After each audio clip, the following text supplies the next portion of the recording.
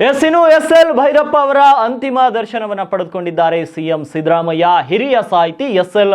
ಭೈರಪ್ಪ ಅವರು ಇಹಲೋಕವನ್ನ ತ್ಯಜಿಸಿದ್ದು ಬೆಂಗಳೂರಿನ ರವೀಂದ್ರ ಕಲಾಕ್ಷೇತ್ರದಲ್ಲಿ ಪಾರ್ಥಿವ ಶರೀರದ ಅಂತಿಮ ದರ್ಶನಕ್ಕೆ ಸಕಲ ವ್ಯವಸ್ಥೆ ಮಾಡಲಾಗಿದೆ. ಮುಖ್ಯಮಂತ್ರಿ ಸಿದ್ದರಾಮಯ್ಯ, ಡಿಸಿಎಂ ಡಿ.ಕೆ. ಶಿವಕುಮಾರ್ ಹಾಗೂ ಮಾಜಿ ಮುಖ್ಯಮಂತ್ರಿ ಬಿ.ಎಸ್. ಯಡಿಯೂರಪ್ಪ ಅವರು ಸೇರಿದಂತೆ ಗಣ್ಯರು ಎಸ್.ಎಲ್. ಭೈರಪ್ಪ ಅವರ ಅಂತಿಮ ದರ್ಶನವನ್ನ ಪಡೆದರು. ಎಸ್.ಎಲ್. ಭೈರಪ್ಪನವರ ಪಾರ್ಥಿವ ಶರೀರದ ಅಂತಿಮ ದರ್ಶನ ಪಡೆಯಲು ಸಾಹಿತ್ಯ ಆಸಕ್ತರು, ಅವರ ಅಭಿಮಾನಿಗಳು ಸೇರಿದಂತೆ ಸಾರ್ವಜನಿಕರು ತಂಡೋಪತಂಡವಾಗಿ ಆಗಮಿಸುತ್ತಿದ್ದಾರೆ. ಇನ್ನು ಭೈರಪ್ಪನವರ ಅಂತಿಮ ದರ್ಶನ ಪಡೆದ ಬಳಿಕ ಮಾಧ್ಯಮಗಳ ಜೊತೆಗೆ ಮಾತನಾಡಿದ ಸಿಎಂ ಸಿದ್ದರಾಮಯ್ಯ, ಮೈಸೂರಿನಲ್ಲಿಯೇ ಎಸ್.ಎಲ್. ಭೈರಪ್ಪ ಅವರ ಸ್ಮಾರಕ ಮಾಡಲು ನಮ್ಮ ಸರ್ಕಾರ ಕ್ರಮ ತೆಗೆದುಕೊಳ್ಳುತ್ತದೆ.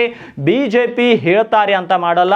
ಭೈರಪ್ಪ ಅವರ ಕರ್ಮ ಕ್ಷೇತ್ರದಲ್ಲಿಯೇ ಸ್ಮಾರಕವನ್ನ ಮಾಡ್ತೇವೆ. ಅನೇಕ ವಿಚಾರಗಳಲ್ಲಿ ಭಿನ್ನಾಭಿಪ್ರಾಯವಿದ್ರೂ ಕೂಡ ಅದು ಬೇರೆ ಬೇರೆ. ಅವರ ಸಾಹಿತ್ಯ ಜ್ಞಾನಕ್ಕಾಗಿ ಸ್ಮಾರಕವನ್ನ ಮಾಡ್ತೇವೆ. ಸಕಲ ಸರ್ಕಾರಿ ಗೌರವಗಳೊಂದಿಗೆ ಅವರ ಅಂತ್ಯ ಸಂಸ್ಕಾರ ನೆರವೇರುತ್ತೆ ಅಂತ ತಿಳಿಸಿದ್ದಾರೆ. ಇನ್ನು ಎಸ್.ಎಲ್. ಭೈರಪ್ಪ ಅವರ ನಿಧನದಿಂದ ಸಾಹಿತ್ಯ ಲೋಕ ಬಡವಾಗಿದೆ. ಅವರು ಸುಮಾರು 25 ಕಾದಂಬರಿಗಳನ್ನು ಬರೆದಿದ್ದಾರೆ. ಮೈಸೂರಿನಲ್ಲಿ ಹೆಚ್ಚು ಕಾಲ ಇದ್ರು. ಹೈಸ್ಕೂಲ್ MA ವರೆಗೂ ಮೈಸೂರಿನಲ್ಲಿ ವಿದ್ಯಾಭ್ಯಾಸ ಮಾಡಿದ್ರು. ಅವರ ಕಾದಂಬರಿಗಳು 40 ಭಾಷೆಗಳಿಗೆ ತರ್ಜುಮೆ ಆಗಿವೆ. ಅವರದು ಒಬ್ಬರದೇ ಆ ಕೀರ್ತಿ. ನಾವು ಪಟ್ಟಣದಲ್ಲಿದ್ದಾಗ ವಿಶ್ವೇಶ್ವರ ಭಟ್ರು ಫೋನ್ ಮಾಡಿ ಭೈರಪ್ಪ ಅವರು ನಿಧನರಾಗಿರುವ ಕುರಿತು ತಿಳಿಸಿದ್ರು ಅಂತ ಹೇಳಿದ್ದಾರೆ.